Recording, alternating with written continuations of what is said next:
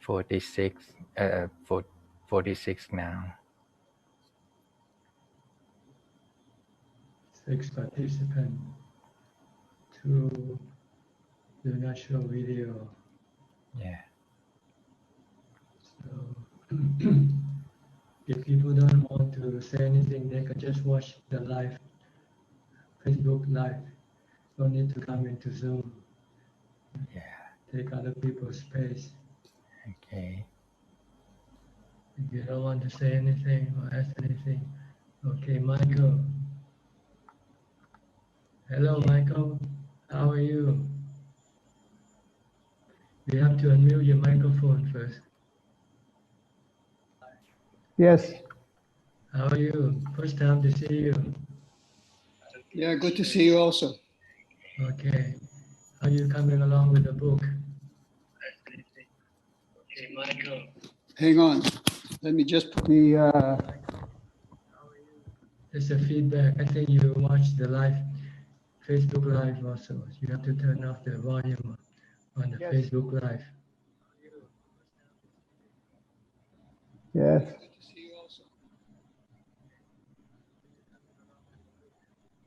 Turn off the Facebook page. Turn off the Facebook page and just watch the Zoom page. Or else you have two audio running against each other.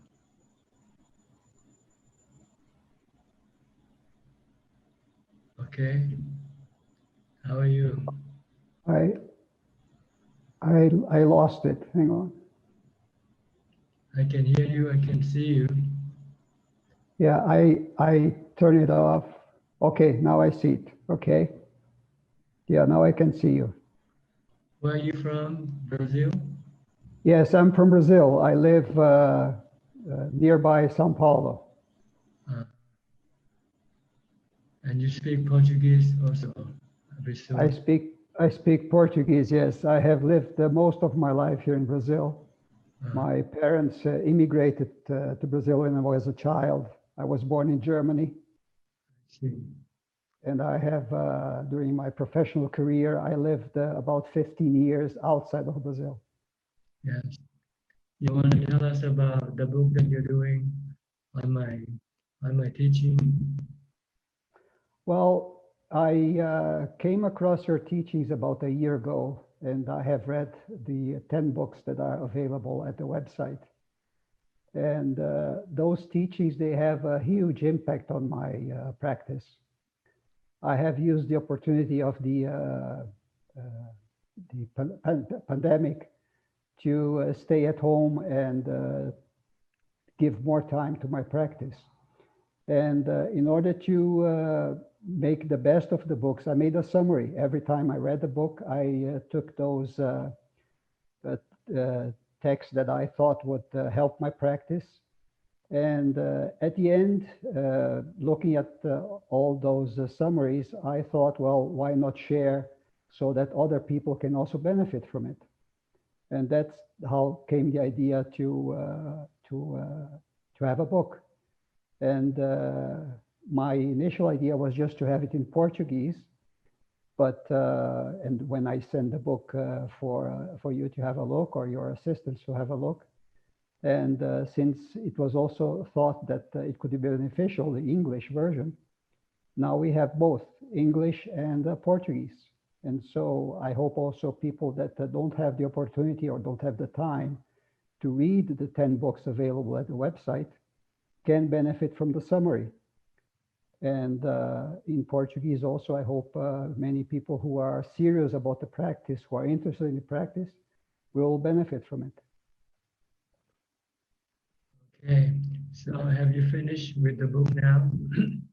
Yes, the book is finished, both versions. I have sent the English version 2 days ago, and in a PDF format. And the Portuguese version is also finished. I finished it yesterday. And I'm just waiting now for the final okay and the book in English to be available at your website. And then I will also make it available at my website in Portuguese. Can I post the Portuguese word version on my website also? Sorry? Can I post the Portuguese version on my website also? Oh yes, yes, that would be a good idea. Yeah. In case somebody speaks Portuguese, they can then download that from my website also. Yes, my website is very well known because it exists for 20 years now. I It was see. it was one of the first websites about Theravada Buddhist, and it has. I started really translating suttas, so I have translated about 8,000 suttas, and I have a large number of texts by a large number of teachers. And now I'm very happy that I have also your book in the website. So it's probably one of the most important websites in Portuguese about Theravada Buddhism. Is it multi-languages, your website, or just in Portuguese? No, just Portuguese, just Portuguese. Yeah, the translations of suttas is also available in the, I cannot remember the site now. Is a site by Ajahn Sujato from, not Sujato. Well, I don't remember the name now, but it's a website that have translations of suttas in many, many languages. And the translations I made are also available there. That's very good. Have you done some practice along as you do your translation, your work? Oh yes, in fact I ended doing translations about 5 years ago because I thought the website was complete. The number of suttas translated was quite significant. Also, the number of texts was very, very good, and a number of books are also available. And since then, 5 years ago, I started to put more priority to my practice. And as I mentioned, after I came across your teachings, that made a huge difference on my practice. So I'm really, what I see is that I am feeling now that I have to put more and more time into my practice because it really is very, very rewarding. So I feel it's really producing very good results. And so I live alone, so I can really put all the time I want into my practice, and that's what I'm doing right now. Do you have any question today? Thank you, Ajahn. I have no question. I have all the instructions I needed. I found them in your books. And if there are any questions in the future, I will be in contact. But right now, I'm really very pleased with my practice, and thank you again for your teachings. They have been really, really a big difference in my practice. And so that's really what I want to say. Thank you very much. Okay, you're welcome. So may I go to the next person then? Yes, please. Okay, Kenneth, you're next. Please unmute your microphone. Kenneth is from Switzerland.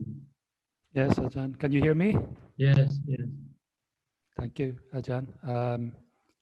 I would like to ask a question, just some advice from you about someone I know who's very interested in starting the practice and learning about Buddhism. It's one of my students who he heard a little bit that I was staying in the monastery and practicing. And I would just like to ask Ajahn for your advice about what I should tell someone who is just beginning. What's the best way to advise them to start on learning the teaching and the practice, please? Well, basically, the Buddha teaches the 3 steps, the 3 practices, that if one can do them in conjunction with each other will be very helpful. Like dana, charity, and sila, morality, at least keep the 5 precepts, keeping the 5 precepts. And then with meditation. With meditation, you have to start with mindfulness. That's the ABC of meditation. Before you can read and write, you have to learn the alphabet. Before you can meditate, either for calm or for insight, you need to have mindfulness. You have to bring your mind in the present, focus here and now, not in the past or in the future. So this is something you have to instruct anybody who wants to practice. If they cannot keep the precept and do the charity now, that's all right. If they want to concentrate on just the meditation part, that's okay. But it will be comprehensive. It will be helpful if they can keep the precept and also be charitable, be kind, sharing what you have. If you don't, then it's okay. So basically, to meditate, you have to be mindful, because mindfulness will bring your mind to the present, in which you can focus on your breath. And then by just keep watching your breath, your mind can become calm, still, stop thinking. The goal is to stop thinking. So mindfulness is to stop your mind from thinking about anything that's not important. Only think of the things that you have to think. Otherwise, stop thinking by reciting a mantra or by focusing on what you do, on your action. And then when you have time to meditate, then close your eyes and focus on your breath. When you first start, if you cannot focus on your breath, your mind is still restless. It might be helpful to recite a mantra or recite some chanting, learn some brief chanting like the triple gem, the quality of the triple gem, and use that as the way of calming your mind first. Or recite the 32 parts if you like in your own language. You don't have to recite in Pali. You can recite the translated version, English or whatever language you use. This will bring your mind to the present. And then after you did some chanting or reciting, your mind can focus on your breath. Then you can start chanting or reciting.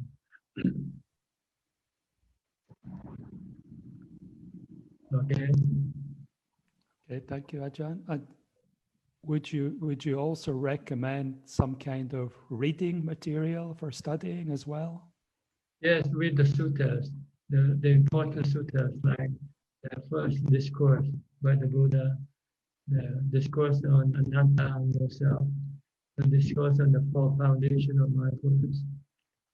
Yes, and the Mangala Sutta also can be helpful.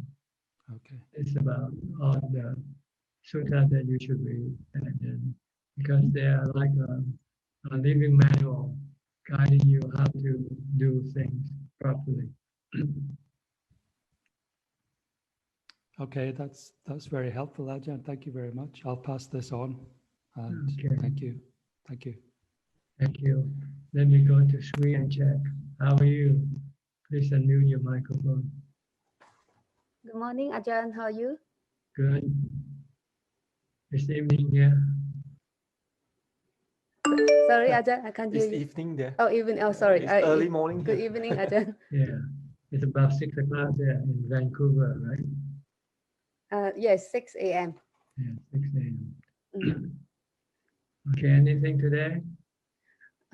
May I ask a question, Ajahn? Yes, please go ahead.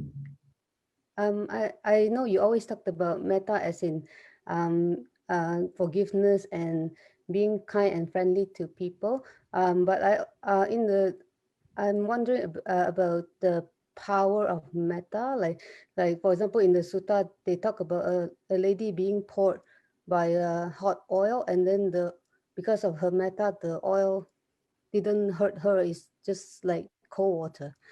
And I've also read about army that didn't get shot by for some reason, like the gun whenever shoot, like trying to shoot him, it won't go, like because he's so like he's kind. And I don't know um if that's a kind of power, like when you have metta, or I think that might be a byproduct of metta, but not always the case.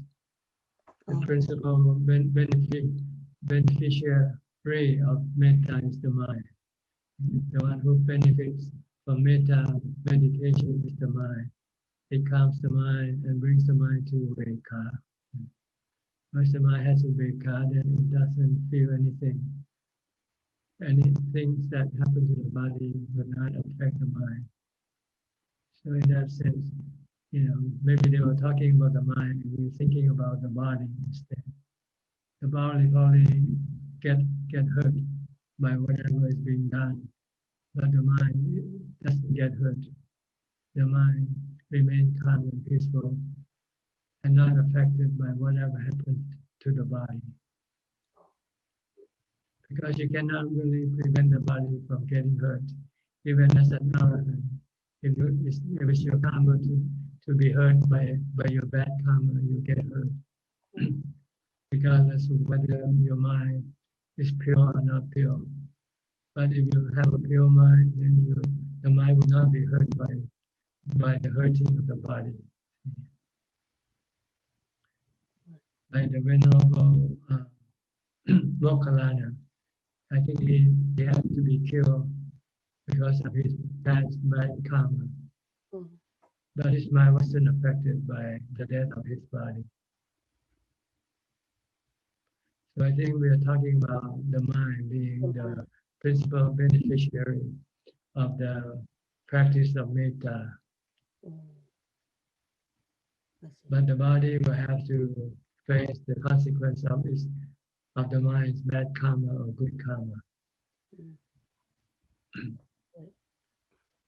Okay. The Buddha was being tried there. Devadatta attempted the Buddha's life, taking the Buddha's life 3 times. It's because in the past the Buddha did some bad karma to Devadatta. So Devadatta hold a grudge on the Buddha. But the power of the Buddha's metta, Devadatta sent an elephant to harm the Buddha, but the elephant didn't do anything to the Buddha. For instance. So maybe when you have strong metta, maybe this will radiate outward toward other people. And you can make people who are angry at you not angry. Maybe, I don't know. But what is for sure is your mind will be in equanimity and will not afraid of what's going to happen to the body. That's more important, right? Yeah. Okay. Right. How about you, Sri? You have any question? Yes, the other day, after keeping the 8 precept, I was doing a walking meditation, and then I did type and ask you a question about this thing. Suddenly came to me, is wise attention, because I read it before a long times, and I went back to check. It's a yoniso manasikara, and then it became very clear to me, like, oh, this is, if I think of this way, like, my thought, this will give me, like, greed, hatred, and delusion. And then if I follow like Buddha's teaching this way, basically put a wise attention on, like, for example, like, keep focusing on my walking meditation, and then this will bring me peace, and eventually will bring me to like samatha and wisdom, right? And then my mind become very easy to focus on my walking, like on my meditation objects. Yes. Okay. And I use this method, like, ever since, like, even like sitting meditations, and it helps a lot. And then I just come out with this feeling like, oh, this is what the Buddha meant, like, and it's very clear, and then there's no doubt. Okay. Wow, that was my experience. Actually, the word yoniso namasagara means for you to contemplate wisely. Like when you take your food, you should saying wisely the reason behind taking your food, for maintaining your body, not for pleasure, not for joy, uh, not for sensual pleasure, not to embellish your body to make it beautiful or something like that, but just to maintain the body so that it can then be used for the practice of Dhamma. So this is what he meant by wise reflection, really. It should be translated as wise contemplation or wise reflection. Be rational in what you do, not emotional. Sometimes we do things emotionally, like we eat. Sometimes we eat out of cravings, for instance. We want to be healthy. We want to have lots of muscles, and like we want to be a muscle builder. Eat for that purpose. This is not the purpose in Buddhism. The Buddhism is just to eat, just to provide sustenance to the body so it doesn't get sick, and then it can then perform its duty of practicing the Dhamma. That's all, for instance. Oh, okay. Okay. Yeah, okay. Thank you for the Thank you, explanation. Ajahn, for the explanation. But it does help me, like, to calm down. Okay. Every step. Yeah. Whatever method that can bring your mind to be calm, that's also good. Sometimes it doesn't have to be in the scripture. The Buddha said that the scripture is not the sole copyright of the Buddha's teaching. There are lots of things that you will find in your own practice that you can improvise. Yeah. I said, make sure you're calm and peaceful and letting go, then that method also works. Yeah, that's right. Like, I try, but then it won't. But then these things suddenly come out, right? Then it does calm down. Thank you, Ajahn. Okay. Ajahn, may I say a quick congratulations to Michael for his work on the translation. Congratulations. Okay. Thank you. Right. When it's finished, we'll post. I have it posted on my website. That's great. That's great. Okay. Thank you, Ajahn. Thank you, Ajahn. Then we go to Alvin. How are you, Alvin? Hi, Ajahn. How are you? I'm fine, thank you. Any question today?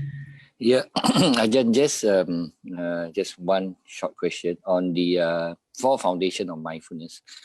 Can you explain the mindfulness of the Dhamma, what it actually means? Because I've listened to a few versions of it. My understanding of it is to see what kind of Dhamma you have in your mind. What have you possessed? You have mindfulness, you have samadhi, you have equanimity, you have clarity. These are the sort of thing you look inside your mind to see whether you have them or not. If you don't have them, then you should develop them. See? Whether can you see the Four Noble Truths happening in your mind right now in real time? Dukkha, Samudaya, Nirodha, and Magga. See, this Dhamma is actually happening right now, but without mindfulness or wisdom, you don't see it. So this is what, by the practice, you will come across this Dhamma inside your mind eventually. So you don't have to worry. You just keep developing mindfulness and wisdom, and then the other Dhamma will follow through, will come along. Okay, so we just start with, we continue with the breathing meditation with chanting the Buddha, then eventually this thing will come, right? Yes, once you have equanimity, then you can start with contemplation of the body, investigation of the body, and to be able to see it as being impermanent, causing suffering and no self, and then you will be able to let go of your attachment. Then you go next to feeling, then next to the the status of the mind, which also keep changing, not permanent, not constant, not the same.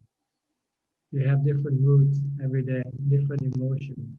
Someday you feel depressed, someday you feel elated, someday you are agitated, someday you are calm. So we have to understand that this is the nature of the mind, and that to be attached to any particular parts of this emotion and want to have it all the time, you might have dukkha because you cannot maintain these states of mind.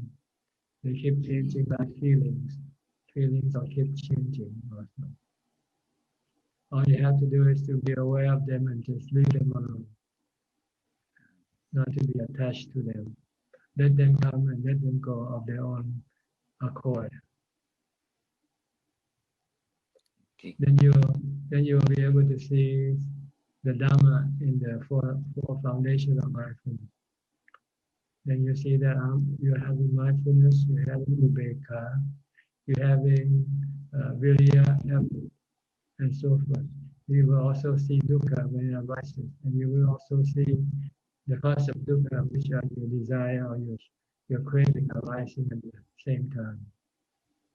And if you have magga, mindfulness and wisdom, then you know how to deal with this thing. Yeah, so this are the Dhamma that's happening in your mind, inside your mind as you practice. Okay. Thanks. Okay. Let me go to Nirosha. Hi, Nirosha. How are you? From Australia.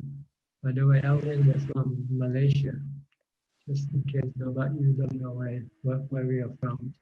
Just let we know. Hi, Nirosha. Please go ahead. Good evening, Ajahn. How are you? Good. Thank you. And you? Yeah, good. Thank you, Ajahn. Ajahn, I just want to know what does it mean by this stream, and is it that Eight Noble Fold Path, or what does actually mean by like entering the stream? Well, the stream is just what you call a parable or an example of what the mind will be going through. It's a stream that will lead the mind to Nibbana. It's the flow of the mind. Once you enter this, it will go one way. It will not have any U-turn. It will keep going until eventually reach the final destination, which is Nibbana. So this is the stream or the freeway. Once you get on the freeway, then you keep driving on the freeway, and eventually you'll get to your destination. There is no turning back. Let's put it that way. Once you become a sotapanna, you will remain a sotapanna. You will not drop down below a sotapanna. And once you get up to the second stage of enlightenment, then you won't drop down back to the first stage of enlightenment. Likewise, it's the third and the fourth stage of enlightenment. You'll keep going up, not coming down. So eventually you get to Nibbana. Because once you start seeing the Four Noble Truths, see the truth of the Dhamma, then you use this as your practice manual, really, the Four Noble Truths. You keep looking for the dukkha that still exists in your mind and search for the cause of the dukkha. And once you see the cause of the dukkha, then you use wisdom, such as anicca dukkha anatta, to let go of your cause of your dukkha, which is your craving or your desire. So each level of stage of enlightenment have different objects that you have to deal with, different objects that causing your dukkha to arise. We call them the fetters. These are the 10 fetters that you have to cut off. The fetters are like strings that tie the mind to samsara. If you cannot cut off the fetters, your mind will still be revolving around samsara. Keep going from one sphere of existence to another, depending on the good or the bad karma that you do. But once you start to enter the stream, you are going outside of samsara.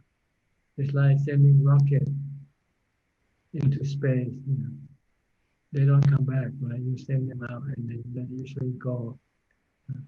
This is the same way with the practice of vipassana or wisdom.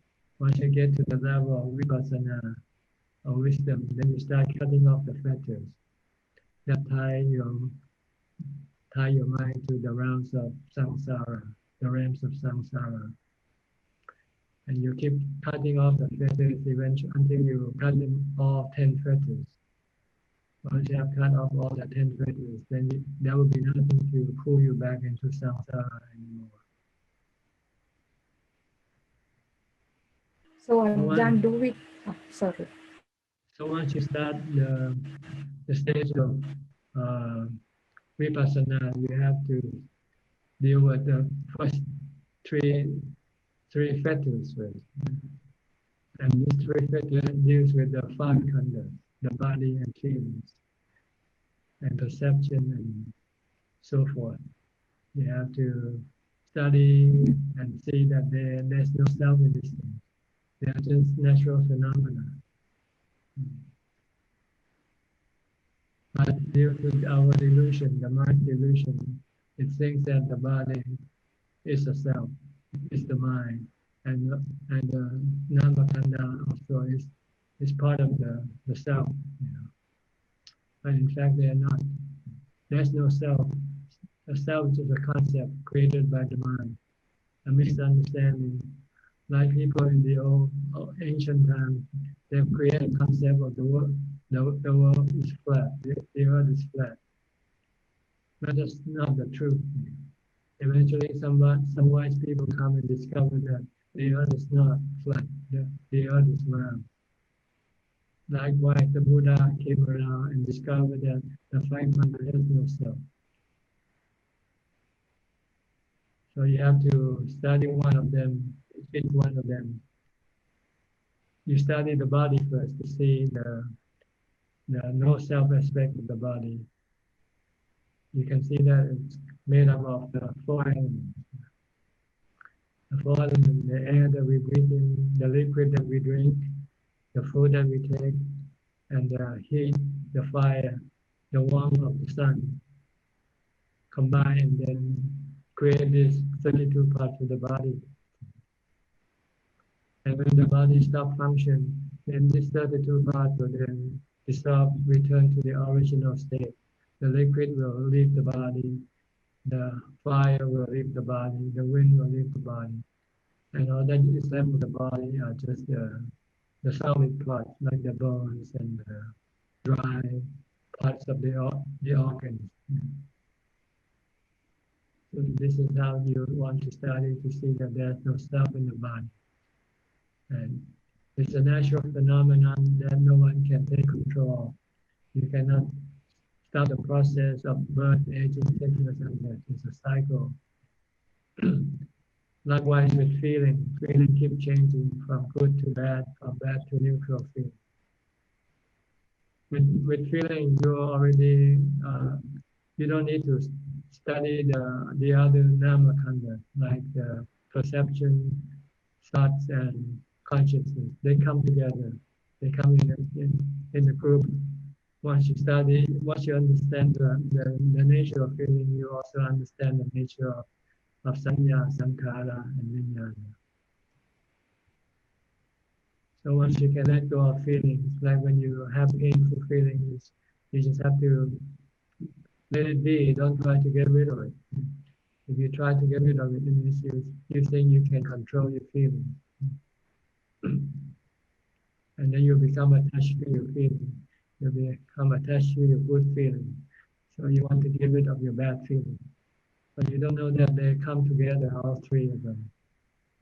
but they take turn showing themselves, that's all. Sometimes you have good feelings, sometimes you have bad feelings, sometimes you have neutral feelings. So you just have to look at them as a natural phenomena, like a weather, like the weather. Let them come and go as they like. All you have to do is to accommodate them, like you're accommodating the weather. The snow comes, the rain comes, the storm comes. You just have to accept. You cannot change it. Because once you try to change it, you have dukkha. The thought of changing means you have craving or desire already. The desire to change something, to manage something, to control something. This can create dukkha in the mind. And our goal of practice is to stop dukkha by stopping our desire, by seeing that everything is a natural phenomena. The body, the feelings, the thoughts, the emotions, and so forth.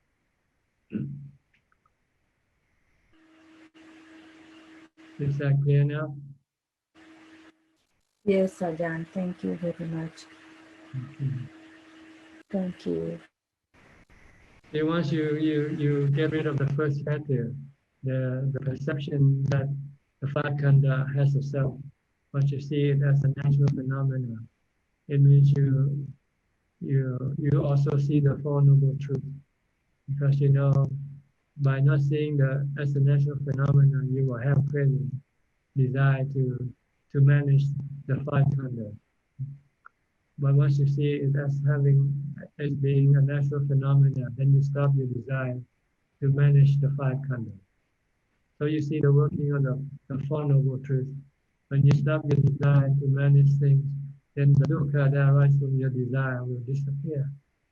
Then you have nirodha, cessation of dukkha. And it comes about by your investigation of the five khandha, the nature of the five khandha, seeing it as being anicca, dukkha, anatta. This is the magga. So you see the Four Noble Truths working in tandem together in real time. You see dukkha rising, and as soon as you use magga, the dukkha disappears. So you have no doubt in the Buddha because this is the Dhamma taught by the Buddha. So from then on, you will not doubt that whether there's a real Buddha or not. Whether the Buddha is something somebody created out of their own imagination or something like that. The Buddha is not a fable. He was a real person. And his teaching was real and effective. And the person who can perceive this is the Sangha, the noble disciple, the Sotapanna. So then you get rid of your second factor automatically. You see the Dhamma. Once you see the Dhamma, you see the Buddha. The person who can see the Buddha and the Dhamma is the Sangha, the noble disciple. Then you also can get rid of your third factors, sila, tamalapasa, or something like that. It's translated as doubt in the sila, in the morality. As when you become enlightened, you see that it's your good or bad karma that creates dukkha in your mind or your cravings. So you don't have to go try to, when you feel bad, you don't have to go to a fortune teller to tell you what to do to get rid of your bad feelings. All you have to do is get rid of your cravings or get rid of your bad karma. That's all. Don't do bad karma. Then you will not get into trouble. Don't have any craving, then your mind will be peaceful and calm and happy. As soon as you have craving or desire, your mind becomes agitated and restless. Okay, this is an example of what will happen on your first stage of enlightenment. You only need to investigate the nature of the five khandha. Then the other two factors will follow suit automatically. All right, then it goes to the next person, Alfredo. Alfredo is from Brazil. Michael, you know him? Hi, Alfredo. Hi, Bante. How are you? How are you? Good I'm to see fine, you again. thanks. All right. Still practicing? Yes, I practice a lot. I like practicing. Yes, I'm so good.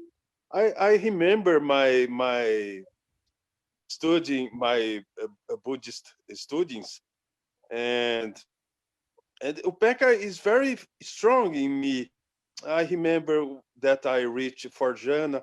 I remember about teachings of Buddha, and Vipassana is very strong.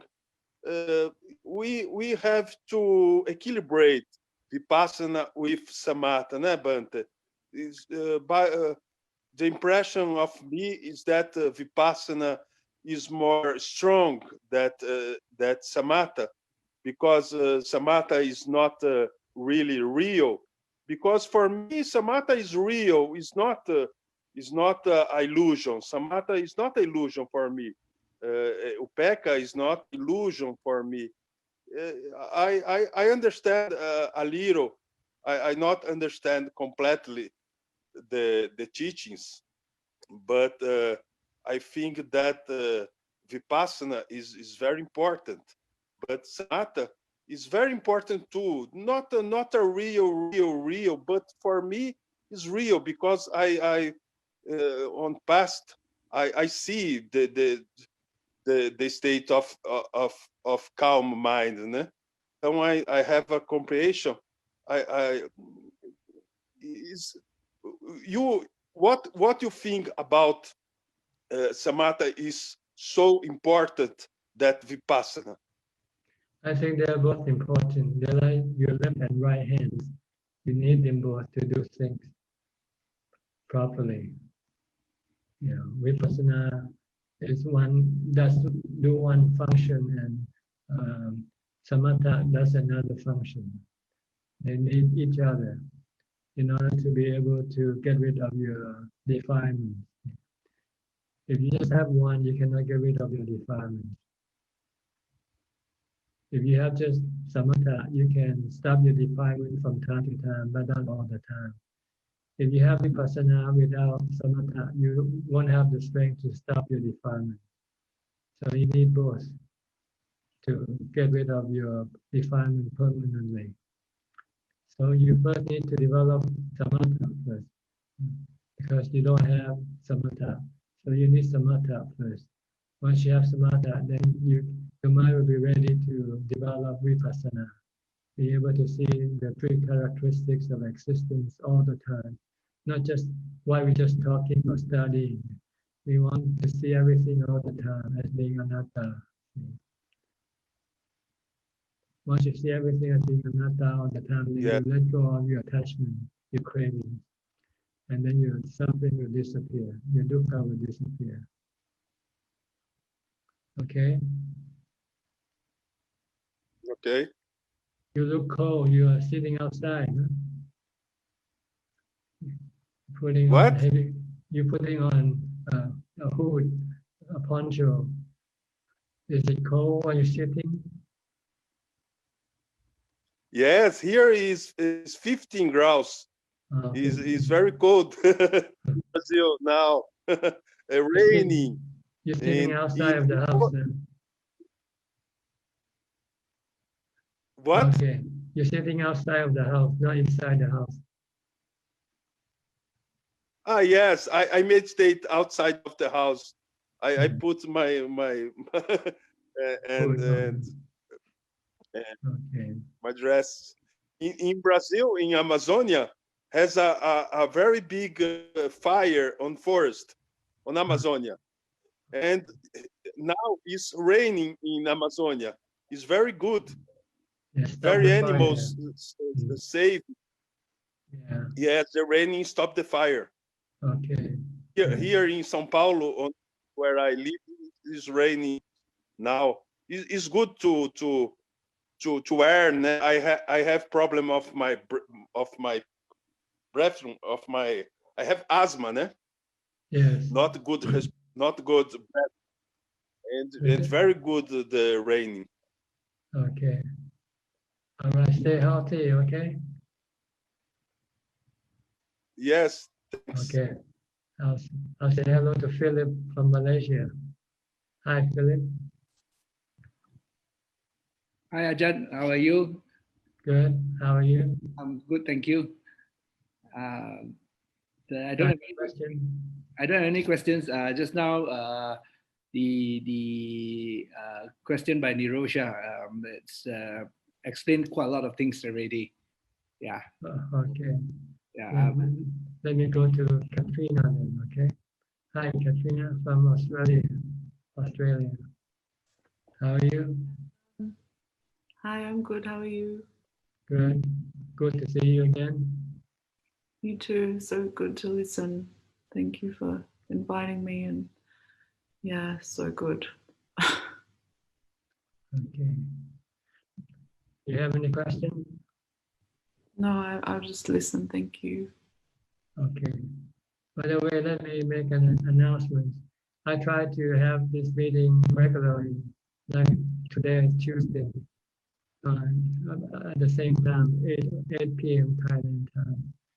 But sometimes I might not be able to be on. Sometimes we have problem with the electricity. Sometimes we have storm. Sometimes we have disconnect from the internet. So that's why I don't want to push any fixed time. And also on some day it falls on the Buddhist holiday in which I have to give talks in the daytime. So I'll feel tired. I won't be able to do that. So in that case, I will move it one day ahead or one day behind afterwards. So just to let you know that this is my schedule, my flexible schedule, let's put it that way.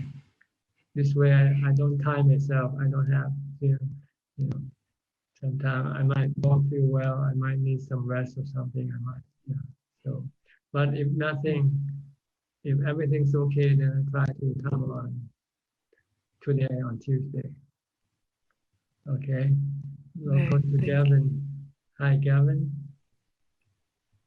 Hello, John. How are you? Good. I have one question kind of related to karma. So management here wants to let go of 18 employees. If I'm affected, I have enough seniority, I can go to another location. But then at that location I choose to go to, the least senior person there will have to move to make room for me, or they would have to lose their job if there's nowhere for them to go, if they're have too little seniority. So I'm not sure yet if I'll be affected in that way. But if that's the case and I have to go to another location to keep my job, but someone else loses their job because I keep mine, is that bad karma on my behalf? Well, if it's not done intentionally to hurt that person, then it's no bad karma. Okay. On your part. But that person might hold a grudge. You cannot stop him from doing that. So he might retaliate somehow, somewhat. But as far as bad karma, you have to have the intention to particularly hurt that person, and it's bad karma.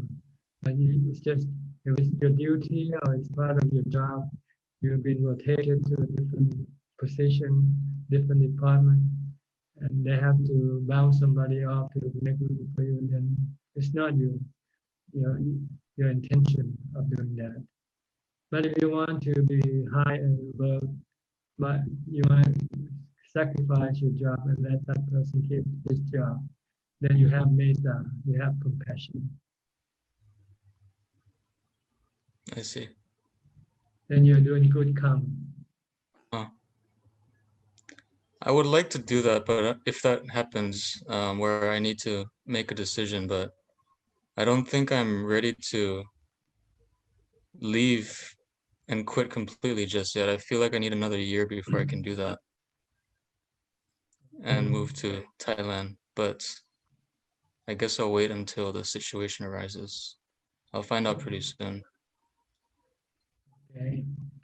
Anything else? No, that's everything. Thank you, Ajahn. All right. Then we go to Soling. Hi, Soling, and your daughter. How are you? We are good, Ajahn. Thank you. Do you have any question today? Well, no, I'm listening. You have a question? No. If we just think only about the Four Noble Truths, then our mind will directly lead on to samatha, but we have to think about this subject, samatha, at all times, no matter which part we are thinking about, whether it is seeing, speaking, or just doing. Yes, actually, most of your action is accompanied by your craving or desire. When you do something, you have the desire to do it successfully, for instance. And if you cannot do it, then you feel bad. That's dukkha, because you cannot fulfill your desire. But if you do things without having any desire, then you just either you can take it either way, whether you can succeed in what you do or not, that doesn't matter. If you have this attitude, then you have no dukkha, because you have no desire to succeed. You just do it because you need to do it. Whether you can succeed or not, that's not your goal. Your goal is just to doing something that you think you need to do. Then you won't have no dukkha or suffering in your mind or bad feelings in your mind. So no matter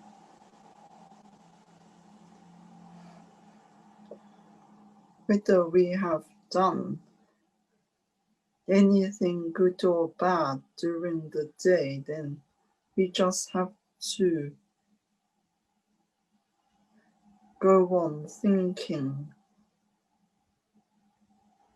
good things on the middle way. See, whatever you do, good or bad, has an effect on your mind. If you do good thing, it makes your mind feel good. If you do bad thing, it will make your mind feel bad. So you want to have your mind feel good, try to do good things and try to avoid doing bad things. Thank you. Okay. All right. That's it. Let's say hello to Emily from Washington, D.C. Emily and Matt. Hi, Emily. Where's Matt? Hi, Ajahn. I'm doing well. I guess I don't have any questions today, just listening. Okay. Where's Matt? Is he around? He's asleep. It's been, we've been struggling to get sleep. I guess political structure of the United States is not faring well. Yeah. If anyone's been seeing the news around the world, it's not been good. Yeah. Don't take it too seriously. It's just a play. Everything is a play. Everything comes and goes, ups and downs. It's like a football game. Sometimes you win, sometimes you lose. Okay. Yes, but the losing is costing lives, unfortunately, this time. A lot more than it may have, and at least here, yeah.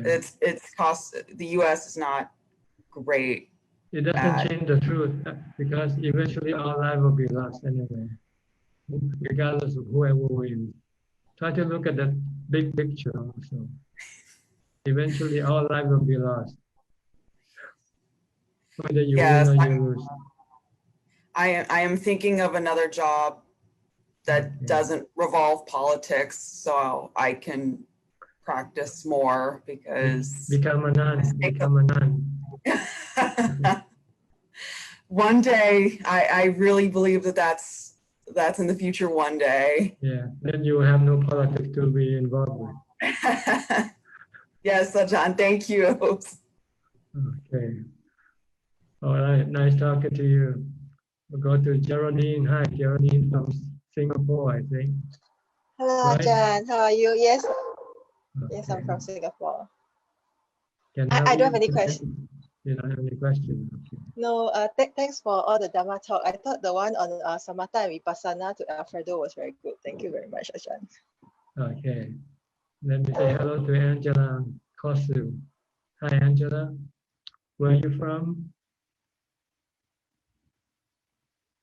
You have to unmute your mic. Okay. Hi, Ajahn.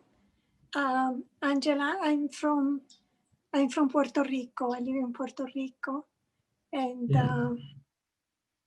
yes, I was here last week also, and I have a little question about the Brahma Viharas. Yes. And because most teachers, in many occasions, they taught me to use certain formulas to practice Brahma Viharas, like may you be happy, may I be happy, or may somebody else be happy, may I be at peace, and so on. And what I discovered that maybe it works better for me is if I just repeat the words, the formula in Pali, if I just say metta, karuna, mudita, upekka, and use them as a mantra. Is that okay if I alternate them with Buddha? Or If you use the Brahma Vihara as a chanting, that is just it's a method of developing mindfulness and samatha. It's not actually using the Brahma Vihara properly. The Brahma Vihara is for you to use when you engage with people. When you deal with people, when you come across people, you have to show either metta, karuna, mudita, or ubeka. Depends on the situation. Basically, we'll use metta first of all when we meet people. We say hello to them. So this is being nice to them. See? Give people happiness by being nice to them. And when you give them happiness, then they'll give happiness back to you. They'll say hi back to you, for instance. But you say hi to somebody and he's angry and he doesn't reply and he doesn't show any appreciation, then you have to use ubeka. You just have to say, well, there's nothing I can do about it. You know, if he doesn't want to engage, that's fine. But you shouldn't get angry at that person. So this is the Brahma Vihara in actual situation. You have to use it while you are engaging with people. But if you keep reciting the verses in Pali, this is like chanting or using a mantra.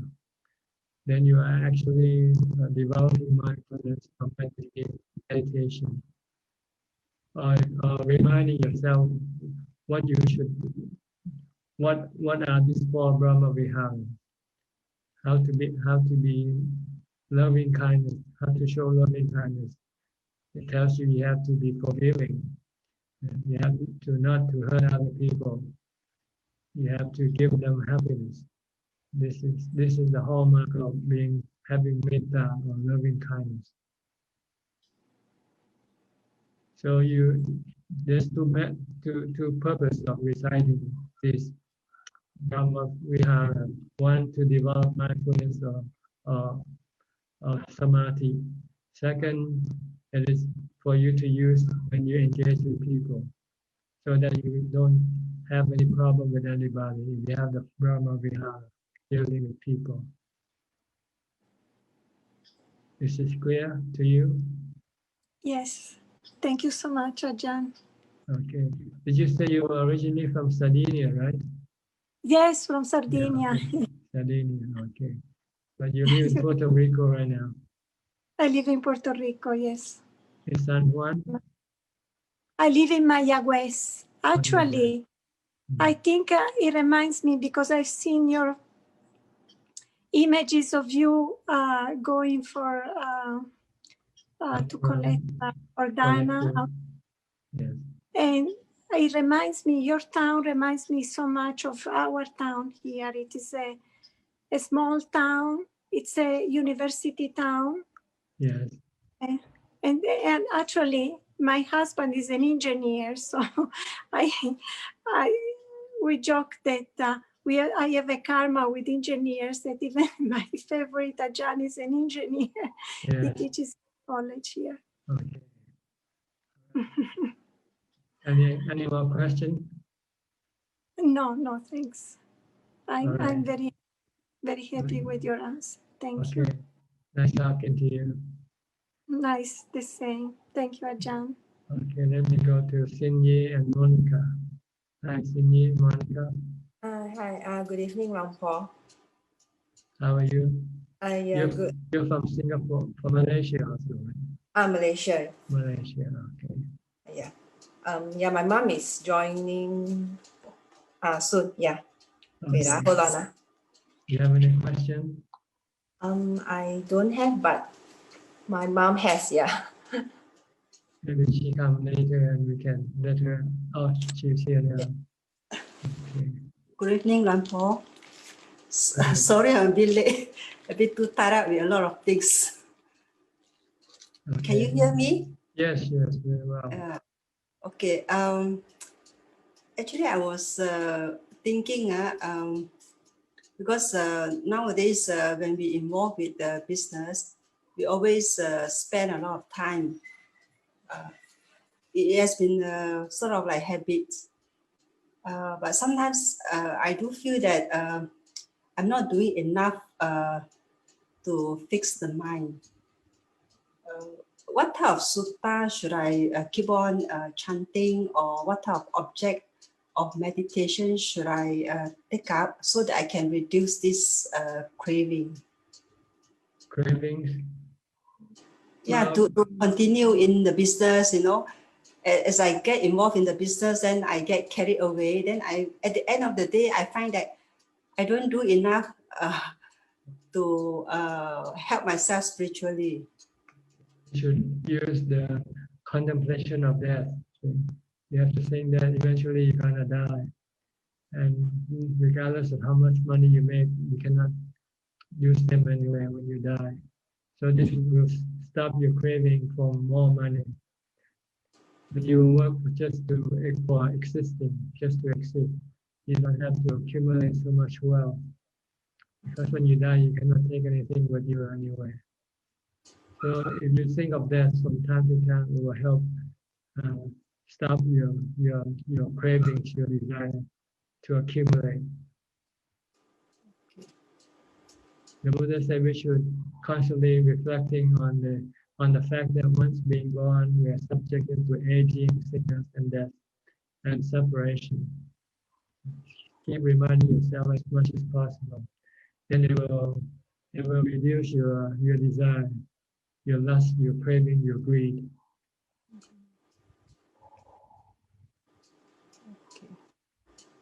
So just deciding I'm subjected to aging, sickness, and death, and separation from my loved ones. And then your desire to accumulate will then be lessened, be weakened. Okay? All right, good enough? Any more questions? So this short phrase every day, you know, just whenever I have time to contemplate on this, right? Do it all day until you don't forget, if that's possible. It's always in the back of your mind. Do it until it's always in the back of your mind. So that every time you crave for something, or you desire for something that you don't need, then you say, what for? Why do I need this thing? When it's not useful for me anyway to have it. Okay. So you will only work for something that is necessary for your existence. Other than that, you don't waste your time. So you have more time for your practice of Dhamma. And then a method to get rid of your craving is also to give to charity. You should set up a point where how much money you need to have. Once you have reached that goal, any more money than that, then you should give them all to charity that way. So this will stop you from desiring for more, to become more richer. Okay. All right. Set up the basic goal, how much you need to survive. Once you have that, reach that goal, any more money than that, just give it away. Don't keep it, because you don't need it. Then you won't have to work so hard. Then you will have time to meditate and study the Dhamma. Okay? And then the other thing is that, let's say when I do Anapanasati, as the, I call, when the sensation gets very subtle, but the mind suddenly sort of like has a fear. How should I overcome this? Your mind disappear? No, the mind sort of like the fear sets in. Oh, the fear setting. Because the sort of like the awareness of the breath is getting very subtle, but then the fear sets in. You know, like sort of like fear. You know, there is no breath. You know, that's okay. Like it's dead. Well, you know? Well, you should know that nobody dies from meditation. So there's no need to be fearful. Even if you cannot feel the breath, it doesn't mean that you're not breathing. Maybe you're breathing less, that's all. Or maybe the breath is so subtle that you cannot feel it. So all you have to do is keep being aware that there's no breath. But should not be afraid. Because the mind is about to disengage from the body. When the breath becomes so subtle, eventually the mind will then disengage and become... Sorry, the breath will get? When the breath becomes subtle, your mind is about to disengage from the body. Oh. So just keep watching, just keep being mindful. And then the mind will then enter into samadhi, and then it leaves the body temporarily. Okay. All right. Okay? All right. Thank you, Lampo. All right. Let me go to NGKUS. I'm not sure how to pronounce the name. Hi, NGKUS. Where are you from? You have to unmute your microphone first.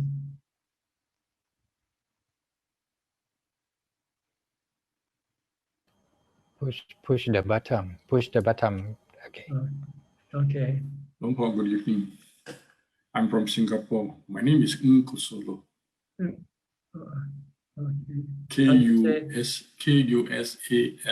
Kusalo. Kusalo, okay. Yeah, Kusalo. I have actually one question. You see, when you do meditation, how do you differentiate between going into the path like Sotapanna or into a jhana? And between the Sotapanna path and the jhana path, which is better? Or which one should we, Well, you first need to have the samatha, the jhana, before you can go to the vipassana to enter into stream enter. You first need to have equanimity. So you need to meditate, concentrate your mind on your breath until your mind enter into samadhi and have equanimity. Then when you come out of samadhi, then you can study the nature of your body to see that the body is not yourself, and that you're ready to let go of your body. If it should die, if anything could happen, you will not try to save it for instance. You let it be. So in order to do this, you have to expose your body to some form of danger, like going to the wild forest, where there might be wild animals that can attack your body, and see how your mind reacts under that situation. If you have wisdom inside, you will keep your mind calm and say, the mind is not the body, and the body is not the mind. And the body will have to die sooner or later. So if it's the time for it to die, let it die. Then you have vipassana, and you know that if something tries to attack you and you're not reacting, you just remain calm and peaceful, then you know that you have let go of your attachment to your body. But I came across, I read some suttas or, commentary from during Buddha's time. After Buddha's parinirvana, those monks who actually attained certain level will approach Venerable Ananda and inform him, say, they reach a certain level.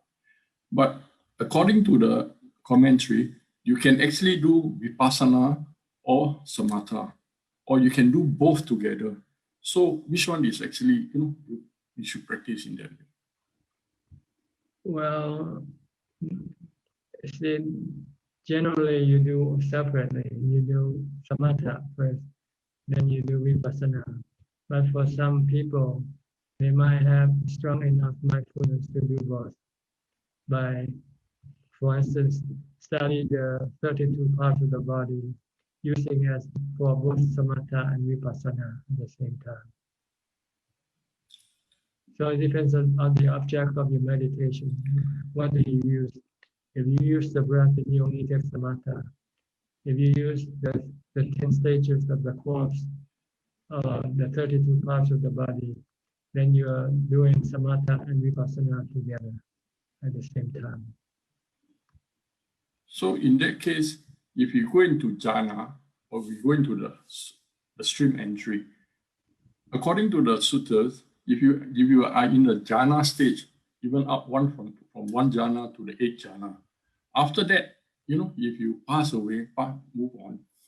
But after moving into the prajna realm, after finishing the prajna realm, then you come back to the lower realm. Why is that so? Whereas as a stream entry, you got 7 lives. After 7 lives, you hit nirvana. Because with people who hasn't yet entered the stream, they still have craving, desire for sensual pleasure. So they come back to be born as a human being to satisfy their cravings. They need the body to satisfy the craving. Or they need to use the body to practice dhyana again, to get back into jhana. But with the Sotapanna, he has got rid of his cravings to use the body as a means of making him happy. So he only come back not more than 7 times. So the difference is the difference is that if you practice just samatha, you cannot get rid. You're not getting rid of your craving yet, your desire. Only when you start to practice the vipassana, that's when you start to eliminate your desire or cravings. And then it will then reduce your time of returning to take rebirth. The first stage, 7 rebirths. The second stage, just 1 rebirth as a human being. And then the third stage, you don't come back as a human being anymore because you have no desire to use the body for your sensual gratification. But then you still have this desire for the jhana, so you still enter into the Brahma realm when you reach the third stage of enlightenment, and anagami still live in the rupa and arupa realm of existence. But once after he got rid of his attachment to the jhana, then he will then have nibbana as his place of existence, outside of samsara, outside of the 3 realms of existence, the Gama, the central realm, the Brahma realm, the form and the formless Brahma realms of existence. This is done by eliminating your craving or desire. And to do this, you have to see anicca, dukkha, anatta in the object of your desire or cravings. Okay, thank you, Dongo. Thank you very much. Okay. Let me go to Chef Nem. Hi, Chef Nem. Where are you from? Hi, I live in Mexico and I'm from Germany. You're from Germany, but you live in Mexico. Yes. Yes, I live in Mexico. You don't look like German though. No, my parents are Turkish immigrants to Germany. All right. Yes, so I'm from all over. So this is the first time, and I see you. Thank you for the opportunity. I don't quite know what to say. I could kind of describe my meditation, where, for example, is that okay? Yes, please go ahead. So when I just finished a 7 days retreat at home, and every time I do a longer meditation episode, it's always the same, that I create a lot of pressure and force meditating. I end up very exhausted afterwards. And then I start to meditate my regular hours. And I finally come back to concentration, because while I'm like in a course, I feel like because of the force, I can't focus. It's just force. So what could be the question? Maybe, is it better for me not to do a longer retreat and just do my hours in the morning at night? See, it's like working. If you're working less hours, you don't feel the pressure. Like you're working longer hours. Same way with meditation. I can come back.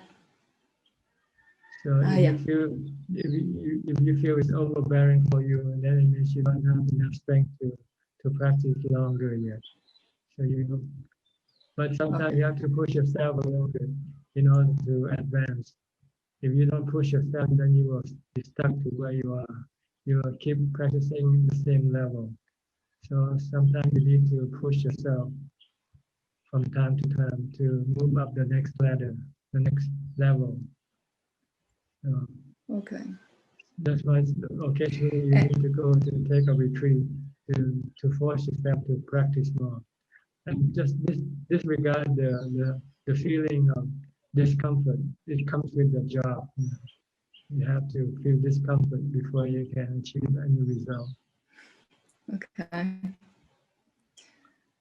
And another question would be, what can I do to come out of, when I get lost, when I lose my concentration, when I get lost, I come back. And every time I come back, it's more difficult to stay focused. Like the sensations become more and more irritating while the hours proceed, and I can't find a comfortable or at all a spot in my body where I can concentrate on, and I get during the hour more and more distracted. Well, if you're moving around, you can concentrate on your body. Come back to your body. Watch what your body is doing. If you're walking, just keep watching your walking. If you're eating, concentrate on your eating instead. This will use the body as your anchor to your mind.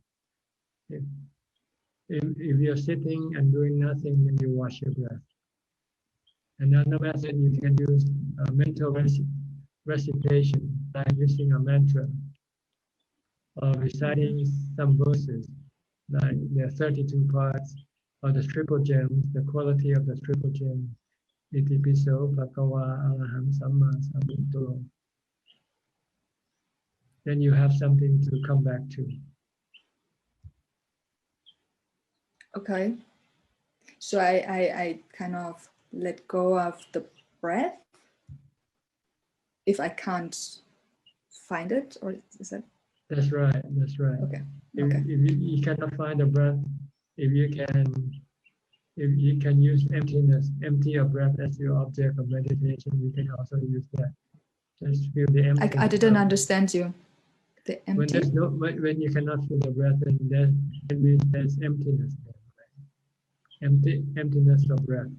You can use that as your replacing the breath as your object of meditation. But if you cannot do that, then you should recite a mantra or something. If you want to keep your mind anchored, Yeah. under control. A verse, a chant. Yeah, a or triple verse or chant. chant, something. Yeah, because I can't feel the breath. I can't stay there. Yeah. I You can't use, feel the breath. You can use the 32 parts of the body also. Have the head, have the Yeah. body, and so forth. Then Okay. Yeah, good. I never tried that. Yeah, try it. Thank you. Okay. All right. Let me say hello to ST. Hi, ST. Where are you from? Unmute your microphone. Okay. Hi, Ajahn. Hi. ST from Singapore. Yes.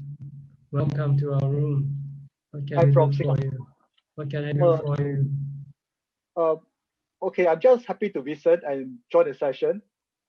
I may have questions the next time, but today I will just listen. Thank you. All right. Okay, let me say hello to Rachel Lim. Hi, Rachel. Hello, Ajahn. Good evening. You're from Singapore. Yes. Okay. I don't have much questions, just that keeping up with my practice every day, meditation in the morning and evening, and try to do more meditation during weekends. But I used to go for retreat before the COVID-19, so somehow this year I couldn't go for any, and I feel a bit disappointed. And I fear that if I don't go for retreat, I might lose my momentum in terms of doing long retreat. So, I mean, this desire of going for a retreat has been, has been bothering me. So, what is Ajahn advice on that? If you cannot go on a retreat, then you have to stop your desire to go on a retreat, because by having desire and not getting what you want, it can cause dukkha, cause you to feel uncomfortable, unhappy. So you have to use rationality. If you can go, go. If you cannot go, then you have to stop your desire from wanting to go. Or you can use your home as your place to practice, to use it as a retreat. If you stay alone, you can use your home as a retreat, as a place to do your meditation retreat. You just set up the schedule that you will practice when you go on a retreat at home, and do it at home. Okay. I think that is a bit different, because in monastery we get to offer dana and get to more close in contact with the sangha. But doing retreat by ourselves, it feels different. Yeah, it means you don't want to go to retreat, and if you want to do dana and meeting people, that's not retreat. That's not the purpose of going into retreat. Retreat is to be alone, to practice meditation. When you practice meditation, you can forget about doing dana or engaging with people. Okay, thank you, Ajahn. So I think you still have this desire to socialize, to mingle with people. That's why you cannot stay alone at home. You feel lonely. Yes, I have to get over this part. Yeah, if you practice successfully, your mind become calm, and then your feeling of desire to meet people will disappear, and you find that being alone is much better than being close to people. Okay.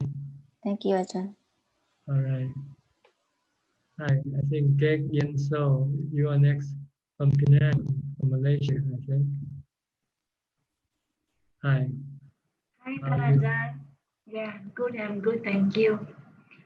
I don't have question today, Ajahn, but just to update my progress is I started meditation about an hour every day. Yeah. And also try not to have my dinner. It means that after lunch there's no more food except drink. Yeah. Try that every few days per week. Yeah. That's all. Yeah. And you find it helping your meditation practice? Yes, because I think no dinner actually helping me to reduce my greedy in food, especially. Yeah. Also, and probably help you how to lessen your drowsiness also, right? Exactly. Yeah. Okay. Good. Keep doing more and more. If you want to advance, you have to keep more practicing more and more. Okay. Okay. All right. Thank you. Let me go to Kuniawan Suyono. Hi. Hi, Ajahn. Where are you from? Indonesia. Indonesia. How are you? Yeah, good. Do you have any question? No, I just want to also update my progress. So far, I'm still looking, not still looking, I am contemplating my desire, which is I know desire is part of dukkha. And I'm trying to contemplating what makes this dukkha, what is the root cause? I mean, what is the, how to cut off the dukkha. So yeah, sometimes if I have a bottleneck and then I will do samadhi, but sometimes samadhi make me forget about the goal that I want to achieve. Then I need to like recall again about my desire and contemplating again. So I think I'm not finished yet, but I still figured out how to encounter the desire, not only for desire of the status, desire of the the wealth. Yeah, there's something that I'm trying to go through right now.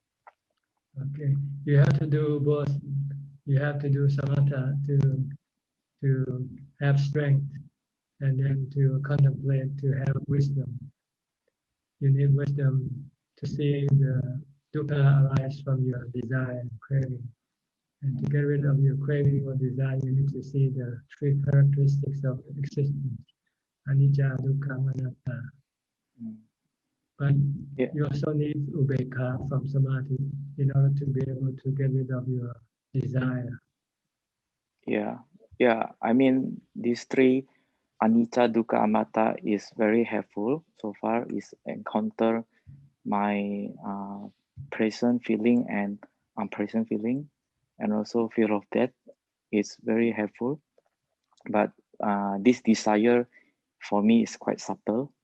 So yeah, it might needs willpower to keep encounter the contemplation.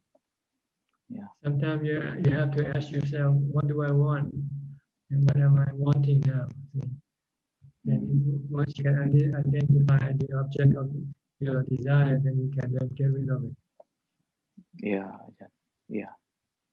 Understood. Thank you, Ajahn. All right.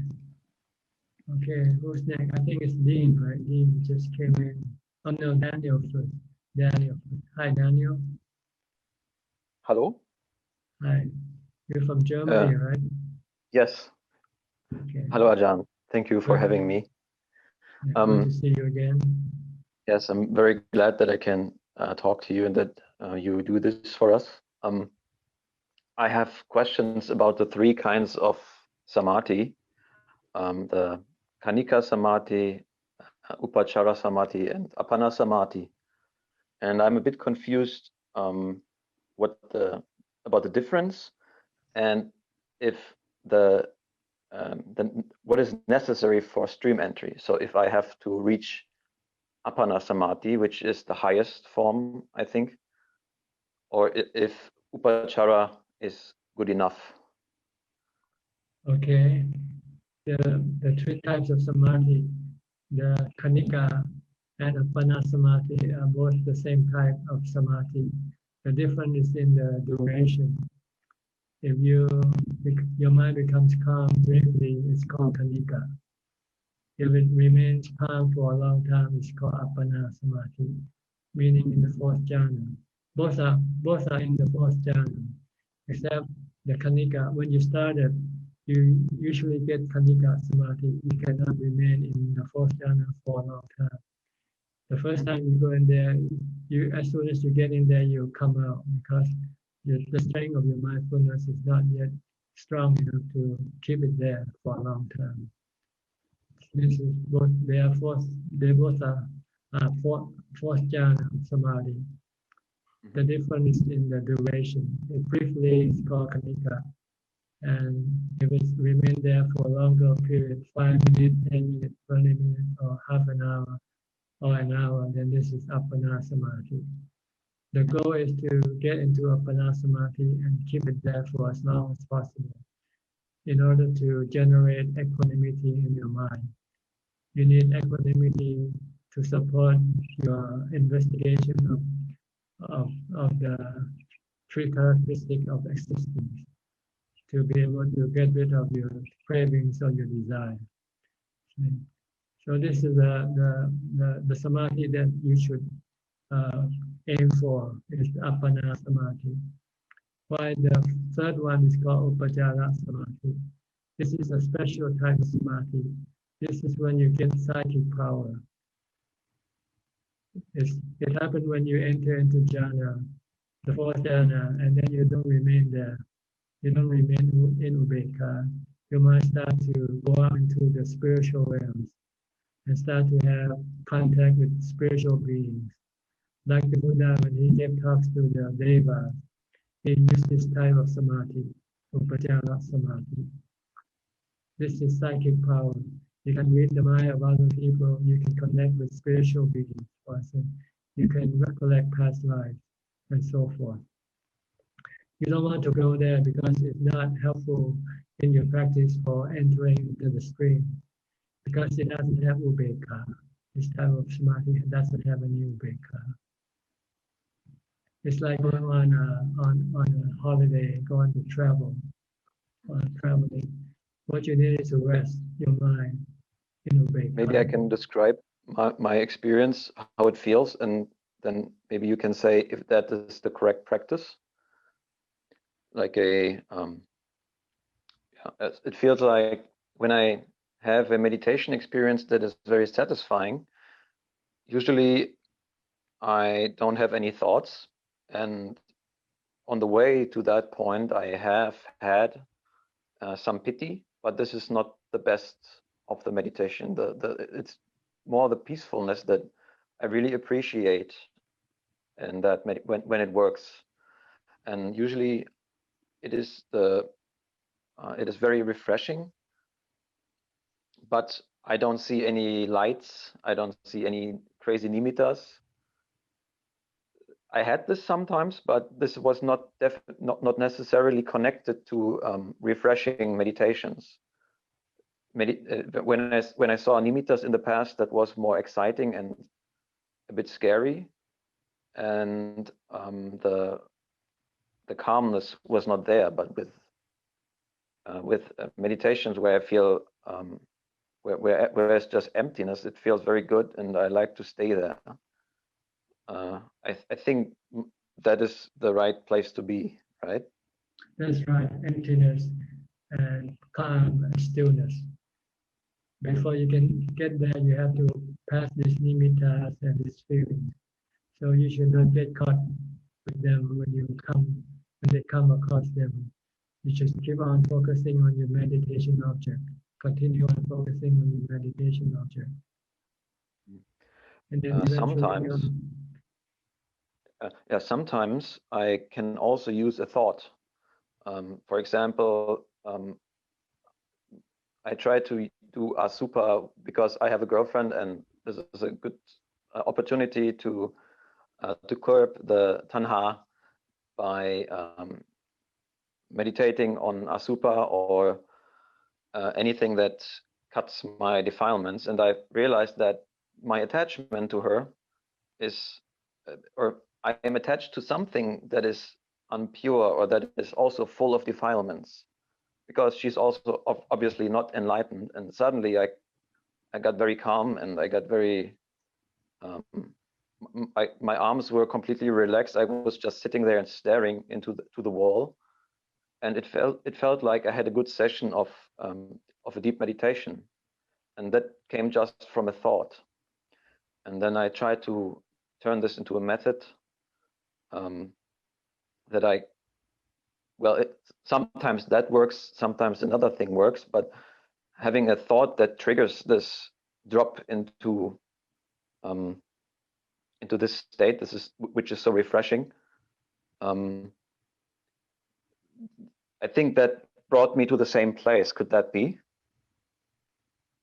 Yes, whatever method you use, if it gets you to the point where your mind becomes calm, still, and neutral. You need to have neutrality in your mind.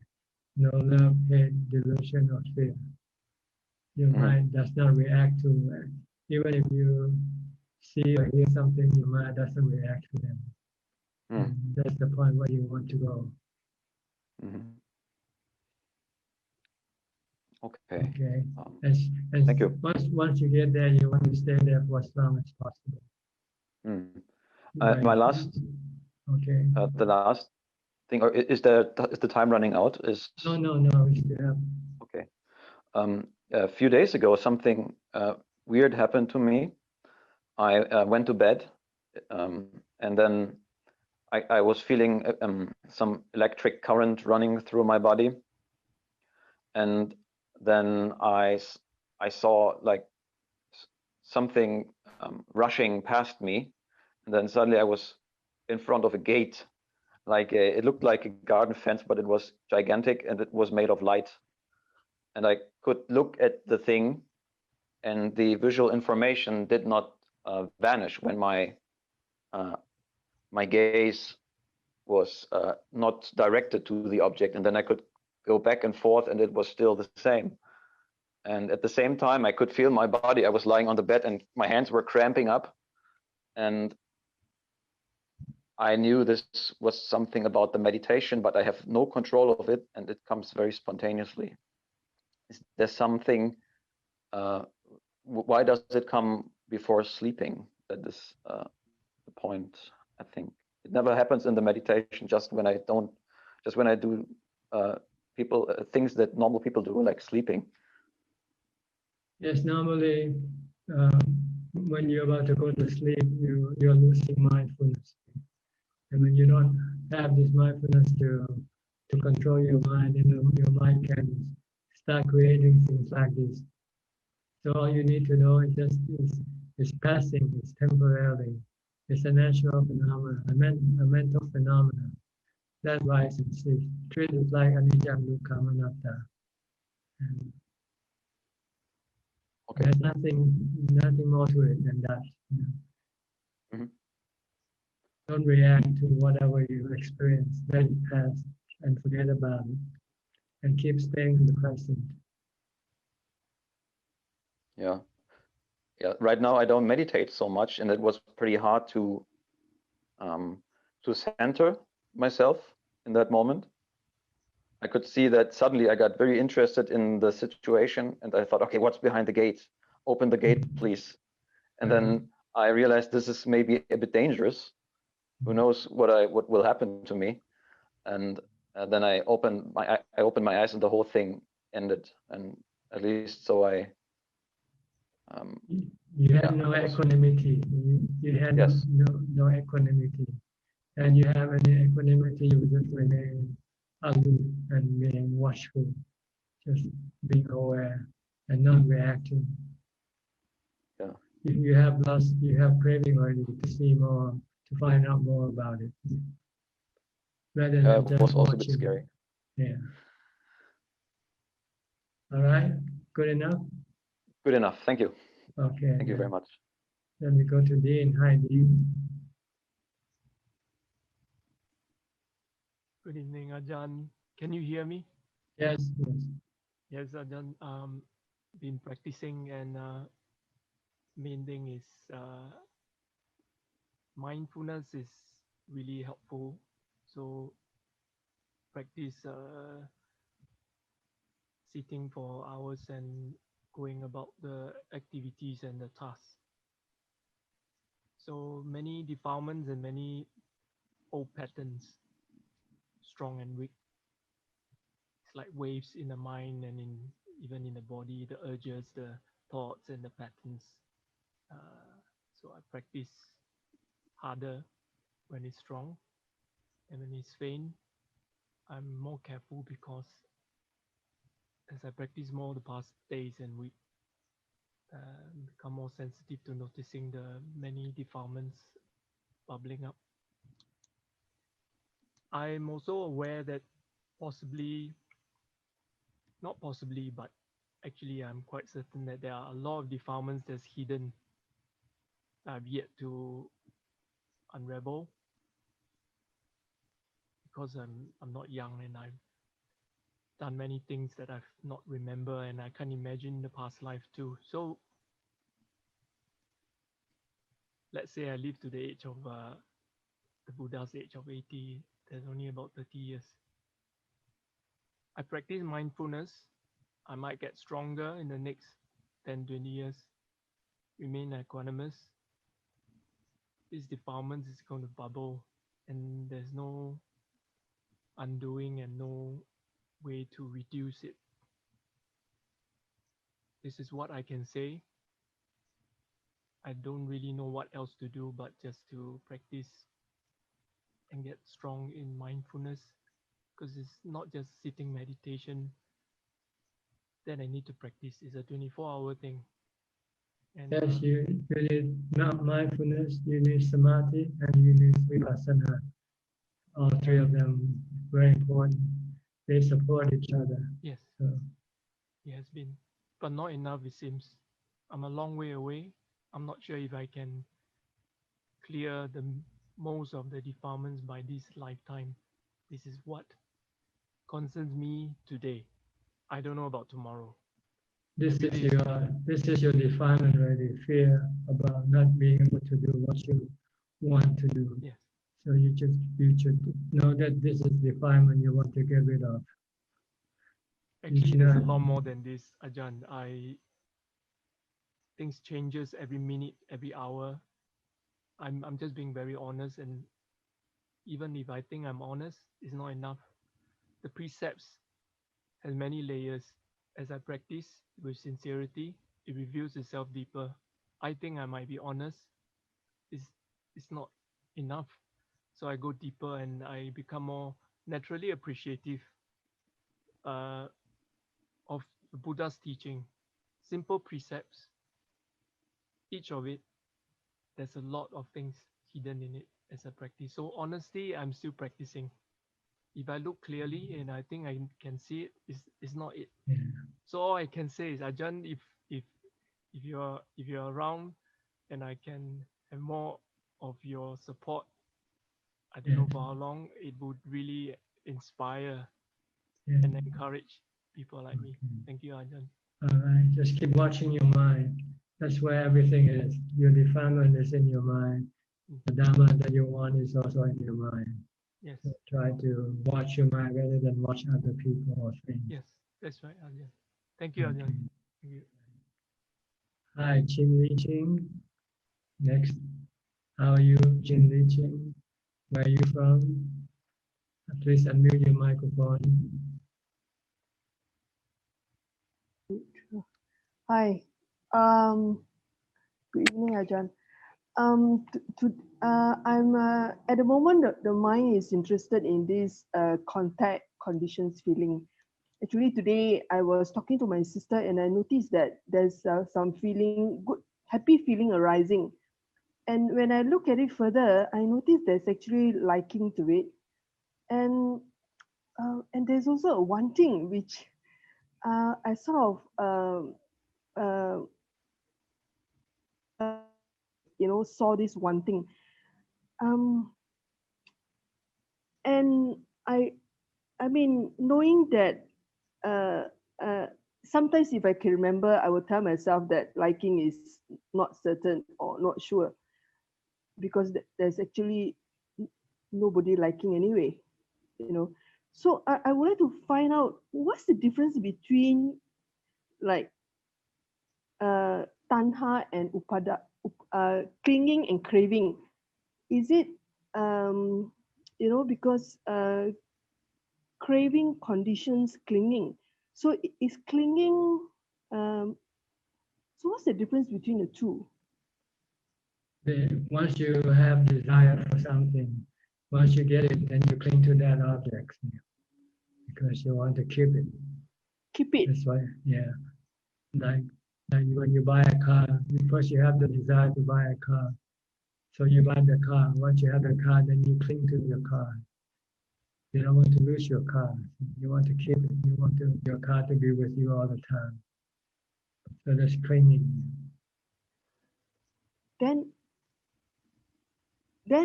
it conditions becoming. So which means that if you lose your old car, you want to buy a new car instead. Because eventually your old car will break down, and you will want a new car to replace your old car. That's what we call becoming. Become, oh, okay, from an old car to a new car, okay. Okay. Then you have to go yeah, and buy then a the new car. wanting, yeah, then the wanting to take care of a new car and like a new body. So you have, when you lose this body, you want a new body. So to get a new body, you have to have rebirth. Yeah, okay. Okay. So so constantly with all these because we always have contact all the time. So there's always feeling arising. So each time there's feelings arising, do we have to constantly remind ourselves about, whatever liking and disliking arising is actually not sure? Well, in order to deal with feelings, you have to meditate to get to equanimity. Then, once you have equanimity, then you don't have to react to feelings, good or bad feelings. Okay. When you don't react, then you have no cravings or desire. So bringing the mind equanimity. That's the goal of the practice. Yeah, that's the goal of practice, but to be equanimous all the time it takes a lot of practice. Yeah, I mean, like because as a lay people, we go out and we have contact all the time. Unless in the monastic environment, it's very different. You have to transform yourself from a lay person to become a nun or a monk. If you want to achieve the goal of what the Buddha teaches, Nibbana. Look at the Buddha. He transformed himself from being a prince to become a monk. Yeah. Okay. Okay. So it takes a lot of practice. On top of that, I would like to ask, what is the quality of a bojjhanga? The 7 factors of enlightenment, such as equanimity, upekkha. So you have to practice meditation to get to upekkha. And Dhamma vichaya means contemplation of the truth. That's vipassana. But but this is at the bojjhanga level. So I mean the Dhamma vichaya, okay. I mean like the piti, the viriya, like even viriya at bojjhanga level, is it a higher level than the Yes, normal. It's full-time practice. From the time you get up to the time you go to sleep. You either do samadhi or vipassana or mindfulness. Okay. Because because some of it are actually causal cause and effect in the bojjhanga, the 7 factors. There are some cause and effect in some of these. Like viriya is the cause. Piti, pasadi is the effect of the. The Dhamma vichaya is the cause. Okay, and sati as well.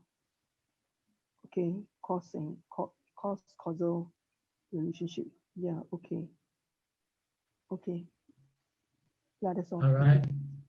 Okay. Where are you from, by the way? You didn't say where you come from. I'm from I'm from Malaysia. I met with Panti Kovido actually. I went and visit him last weekend. Yeah, last weekend. I heard he's building a In Malaysia. monastery. I heard he's building a monastery now. Yes, yes. We went up the hill with with 4 or 5 kutis up the hill. Very nice scenery. Very nice scenery. Up on the hill. Wooden kutis. Very nice.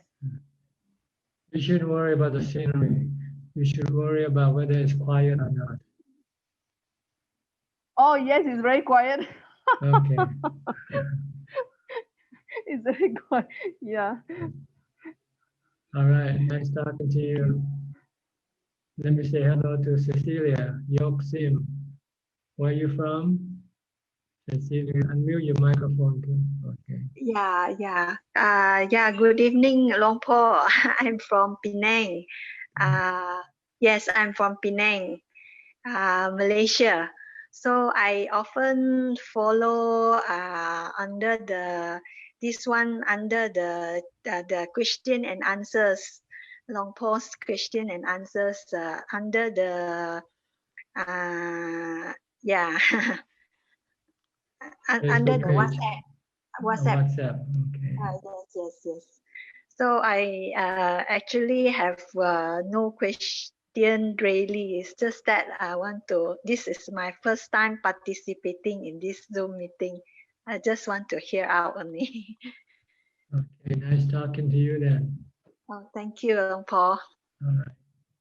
I think we have covered everybody, and it's 1 hour and 54 minutes.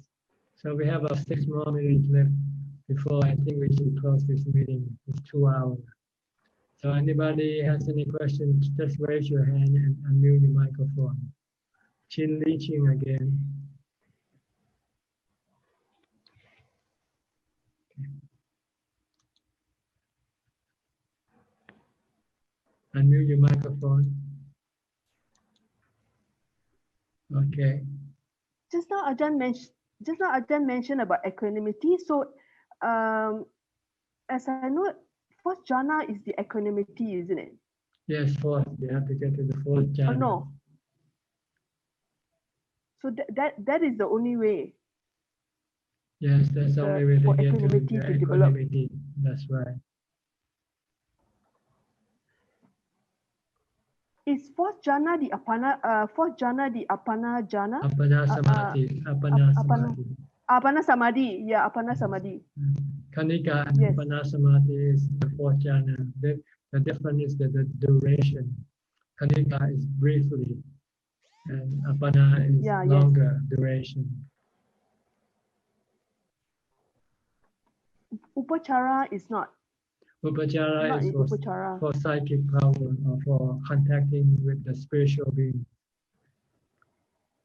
It's a special. But in terms of the samadhi. Yeah, you don't need the upachara samadhi to practice vipassana to become enlightened. Right. So you don't worry about the upachara samadhi. Oh, okay. Upachara samadhi, if you have it, it can become a distraction to your practice. So you have to be careful. See, not everybody get to upachara samadhi, so don't worry. I heard there's only about 5% of the practitioners who has the ability to reach upachara samadhi. So upachara is actually higher than apana samadhi. It's a special power of the mind. You use to connect with spiritual beings. Like when the Buddha teach the devas, he uses this type of samadhi. So you don't have to worry if you don't have it. Okay. Okay, that's all. Thank you. All right. Anybody else? Just raise your hand and unmute your microphone. If you have anything, just okay. Shebnem.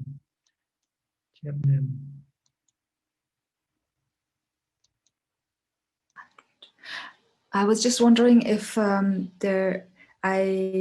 there's a possibility to know about the this meeting firsthand because a friend told me about it, so I could get in, but it was like half an hour late. Yeah. See, I cannot set up a fixed schedule because I might not be able to keep up with the schedule. But normally I will come on Tuesday, like today, at about 8 p.m. Thailand time. But not always, because there might be some other condition or situation that force me not to be able to come on. Then I'll move it maybe a day later. If I don't come on today, I'll come back the day later or the day before. It depends on. So you just have to. And where? You can reach me in the. You have to go into my webpage, the Facebook page called Ajahn Suchart Dhamma for the asking, and then you can set up notification. Then when I come on live, then it will notify you right away. Perfect. Thank you. All right. Good. Okay, now you have some questions. Yes, we have question from 5 people from Facebook, Ajahn. Okay. The first person is Miss Cornell Tanadi. She has 3 questions. Dear Ajahn, how should a monastery in town encourage dana? How should a monastery in town encourage dana? Yes. Well, normally dana should be done by the giver, not the receiver. The receiver shouldn't do anything but behave themselves well, make themselves worthy of the dana. So that's what monastery should do. They should perform well, like do their duty, like study the teaching of the Buddha, practicing meditation, keeping the precept. Once they do this, then there will be people who will be happy to give dana to them. It's not for the monastery to go and ask money or support from people. Let the people decide for themselves who they want to support, who they want to give dana to. The monastery has a duty to behave themselves properly, to follow the teaching of the Buddha and become enlightened. Once become enlightened, there'll be lots of people coming after you to give dana to you. Okay, second question. And the second question, what kinds of a specific program or activities that could encourage devotee to dana? See, you're wrong. You're not supposed to encourage people to dana. You're supposed to encourage yourself to practice following the teaching of the Buddha, keeping the precept, make it pure, meditate, do chanting, study the scripture, for instance. This is your duty. You don't want to do anything with the people to let them come and give you dana. This is not the right approach. The right approach is to make yourself good and pure. Then this will attract a lot of dana automatically. Okay. And the third question, also, how effective is Dhamma talk offline compared with Dhamma talk online? I mean, seems to me offline Dhamma talk is not as effective as before. Thank you, Ajahn. Wish good health and everything smooth. Well, offline, online is still the same Dhamma, right? The Dhamma is Dhamma, Akaliko, right? The Dhamma is the truth, whether it's online or offline. So it's the same. It's just maybe the way it's being presented. Some people like online because they feel like it's immediate. Immediate? You know? While offline, they might think it's quite in a distance or something like that. But in truth, the Dhamma is always the Dhamma, whether online or offline. Okay, next person. Is that all the questions? That's all for the first person. Okay. And the next question from Miss Lana Shi. Ajahn, donate blood. Is it a dana? Yes. Donate blood or donate organ. You have to do it while you're still alive. Once you're dead, then it's not dana anymore, because you don't know whether you have given that parts of your body to anybody or not. somebody or not. You have to do it while you're still alive in order to feel the result of your dana. So you have to give blood or give organs while you're still alive. When you die and they take your organs, you don't know already who took your organ and who used your organs. So you're not getting any good feeling from that. Okay. And yes, and the next question from Miss Nancy Yeo. Dear Ajahn, this morning when I did my meditation, I experienced a feeling of suddenly going into a high-speed highway in my vehicle, but my eyes were closed. I was very frightened because I was afraid that I could not control the vehicle, so tired several times to open my eyes until I finally got out of my meditation. Can Ajahn help explain this? It's just a mental phenomena that can arise when you meditate. All you have to do is just be mindful. Just watch and not react to what you see. That's all. Just to be mindful, just to be aware of the experience, and just leave it alone. Don't react to the experience.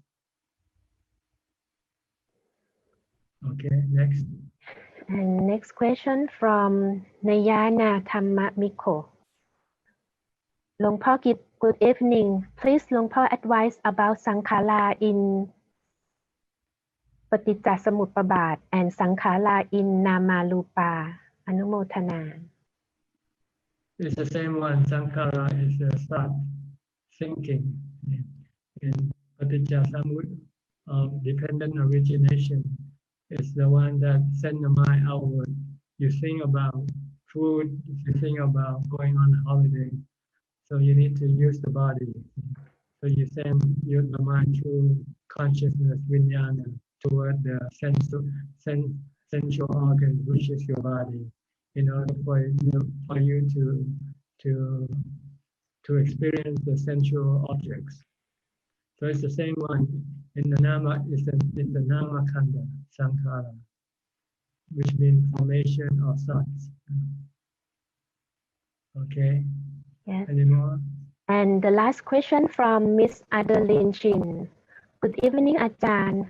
How to let go and not get angry?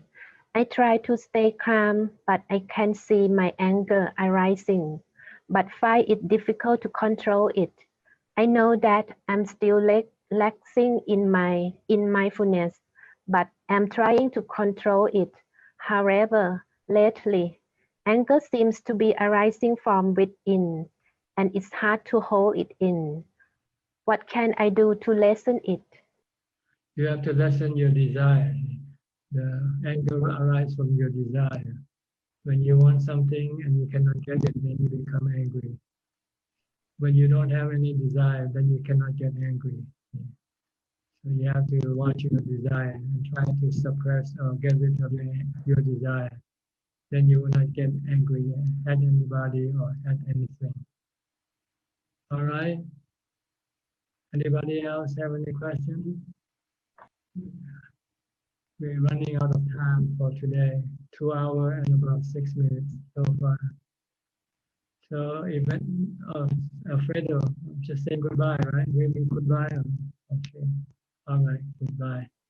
Thank you very much for coming in and discuss the Dhamma. I hope you learned something and can use it to advance in your practice. In the meantime, please stay safe, stay healthy. Thank you and goodbye. Thank you, Ajahn. Thank you, Ajahn. Sadhu, sadhu, sadhu. Sadhu. Thank you, Amy. Bye bye. Bye bye. Bye bye.